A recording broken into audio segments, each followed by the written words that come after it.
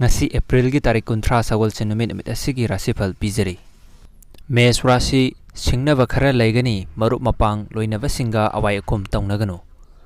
Bris Rashi ingna chikna thabak pangthokpa ngamjagani nathak thongba singna sak khangbi. Mithun Rashi thabak yamna chinba numit oigani khanghaudana wathok lanthok nangbalai cheksilu. Karkat Rashi thabak tawbada mangam changani nahaki wakhalon atopana masak khangbigani. Singha Rashi luchingba oina thabak tawba yaba numitni maru oiba thabak kharagi thokdang puba yai. Kaina Rashi thabak ki maramda mai paknanaba kanna hotnaba changi thabak hengatkani. Tula Rashi miyam punna amasung tengbang naraga thabak tawbada mai pakani tumba nungai taba piri.